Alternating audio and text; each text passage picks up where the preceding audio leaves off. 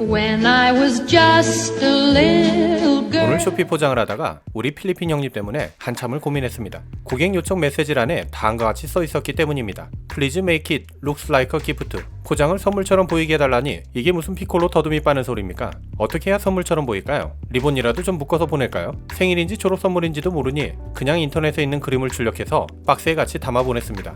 좋아할까요? 하지만 그럼 뭐합니까? 어차피 필리핀으로 보내는 박스는 10중 8구 누더기가 될 테고 COD 주문이니 마음에 안 들면 안 받으면 그만일 텐데 특별히 더 잘해줄 이유가 있을까요? 툭하면 델리버리 페일드거나 주문한 건에 대해 트집 잡는 필리핀 고객들이 저는 정말로 얄밉습니다. 그러다 갑자기 정말 궁금해졌습니다. 이 형들은 원래 이러는 걸까요? 원래부터 깐죽이 유전자가 탑재되어 태어나는 걸까요? 상품 업로드하고 포장하기도 바쁜 와중임에도 불구하고 저는 오늘 이러한 궁금증을 떨쳐버리기가 쉽지 않았습니다. 그래서 오늘은 저의 채널명인 지적 호기심을 살려 이 형님들이 왜 이렇게 행동하는지 이제는 18개월 차 쇼피셀러의 얕은 지식과 경험을 바탕으로 우리 사랑하는 구독자님들과 함께 알아보는 시간을 갖도록 하겠습니다.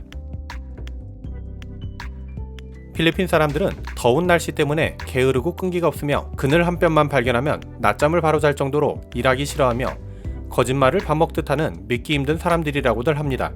주머니에 100페소가 있으면 누군가에게 돈을 빌려 120페소를 쓰는 계획성 없는 소비를 하며 카톨릭이라 낙태가 금지되어 자식들은 주렁주렁 달고 있는데 그들의 교육에는 관심이 없다고도 합니다.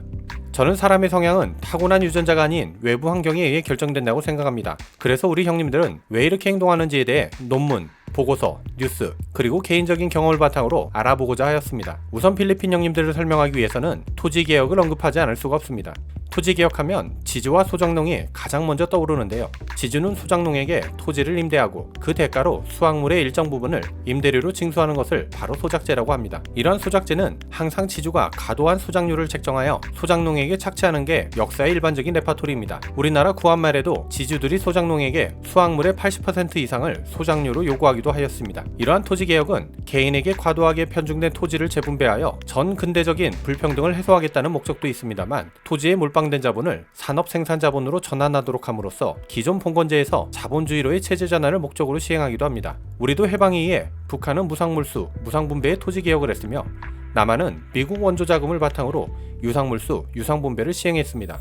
공정성 시비는 있었지만 어쨌든 유상물수된 지주의 자본은 자연스럽게 산업자본으로 이후 재벌로 변화하게 되었습니다. 그 결과 우리나라는 산업화에 성공하여 현재의 경제발전을 이룩하게 되었습니다. 그러나 필리핀은 이러한 토지개혁을 해내지 못했습니다. 지금도 지방에는 소작농이 여전히 있고 고용 형태가 바뀌었을 뿐 플랜테이션의 노동자로 일하고 있습니다. 대표적인 플랜테이션 작물인 바나나의 경우 필리핀에 위치한 델몬트와 일본의 스미토모 플랜테이션에서 재배됩니다.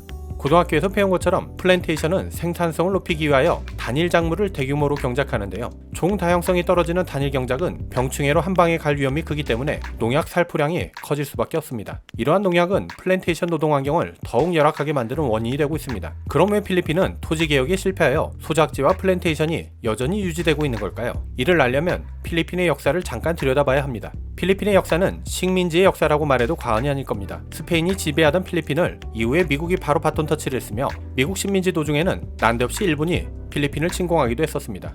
필리핀이라는 이름 역시도 스페인의 무적함대로 유명한 필리페 2세의 이름을 따서 지었습니다. 두테르테 대통령이 식민잔재를 청산해야 한다며 국명을 마알리카로 바꾸자고 이야기도 했었습니다. 아무튼 이러한 필리핀을 스페인은 식민지 초반에는 무역의 거점으로 활용했습니다.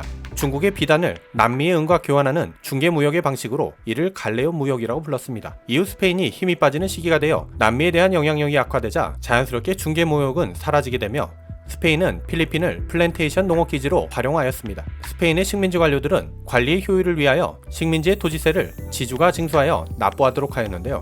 지주들은 이를 엉뚱하게 농민에게 대납을 시킵니다. 이 과정에서 지주들은 자작농의 땅도 강탈하는 도둑질도 버젓이 저지릅니다. 하지만 스페인은 이러한 지주들의 행동을 방관하거나 오히려 부추겼습니다. 어차피 자신들이 귀찮게 일일이 개입하기보다는 소수의 지주만 관리하면 운영이 훨씬 더 쉬워지기 때문입니다. 지주의 토지가 늘어남에 따라 그들의 힘도 점점 커져갔지만 스페인으로부터 필리핀을 넘겨받은 미국도 지주를 크게 터치하지 않았습니다. 미국은 미국식 민주주의를 적용하여 자치권을 부여하는 방식으로 필리핀을 운영하였습니다. 태평양 전쟁의 신호탄으로 진주만을 폭격했던 일본은 이어서 미국의 식민지인 필리핀도 침공하였습니다. 이때 미국과 협조하여 일본과 전쟁을 벌인 후쿠발라비라는 공산주의 항일 조직이 있었는데 공동의 적인 일본에 대항하긴 했지만 메카시 열풍이 불던 미국은 공산주의가 동남아에 퍼지는 것을 달가워하지 않았습니다. 게다가 후쿠발라합은 지주들이 반대하는 토지개혁도 주장하였기 때문에 미국과 지주 모두에게 위협이 되는 존재였습니다. 그래서 미국은 후쿠발라합을 무장해제시켰지만 반공 세력이던 지주에게 불리한 토지개혁은 소극적이었습니다.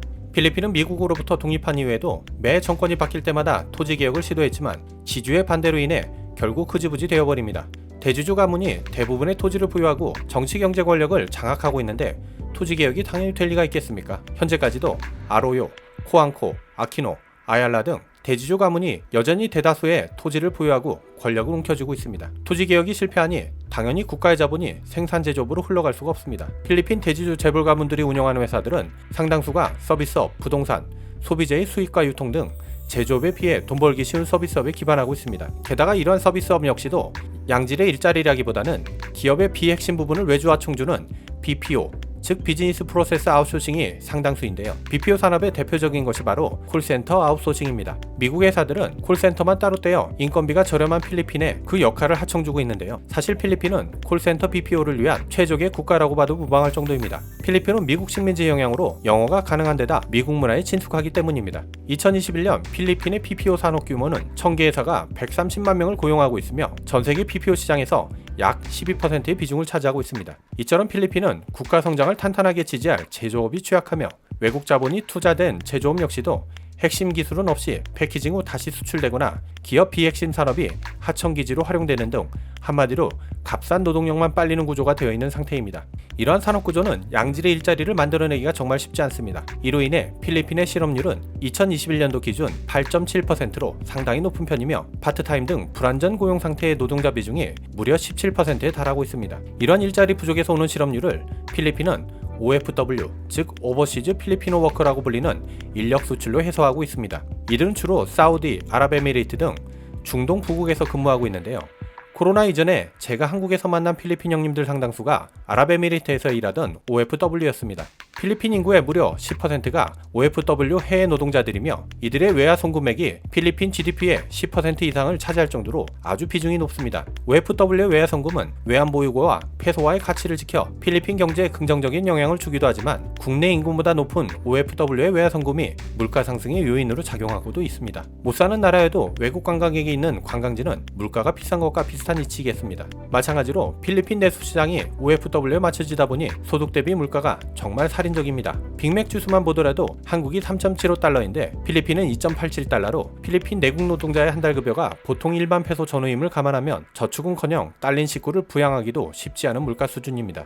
여기까지만 봐도 우리 필리핀 형님들이 정말 딱하게 느껴질 정도로 힘들게 사시는 걸 알 수 있는데요. 필리핀 형님들이 입버릇처럼 말하는 꿰세라세라, 즉 어떻게든 되겠지, 이 말이 단번에 이해가 되었습니다. 이런 상황에서 자포자기하지 말고 노력하자, 자식을 교육시켜야 가난을 대물림하지 않는다고 충고하는 것이 과연 그들에게 적절할까요? 아프니까 청춘이라던 오지랖이 청년들에게 어떻게 다가갔었는지를 생각해보면 더 이상의 설명은 필요 없지 않을까 싶습니다. 저는 굶더라도 무조건 교육을 시키는 우리 K마더들에게 정말 감사해야 할 것 같습니다. 아들 생일이라며 포장박스에 축하 메시지를 넣어달라는 부탁을 들어줬더니 연신 고맙다고 하는 한 필리핀 어머니를 보며 이들도 마음이 따뜻한 사람이구나 하는 마음속에 짠함을 느끼며 필리핀 형님들을 인류애적 관점에서 더 이상 미워하지 않고 이해해야겠다고 마음먹었습니다. 퇴근 시간이 되었네요. 그럼 이만 퇴근하도록 하겠습니다. 끝. 이런 개새끼들, 야 진짜, 야!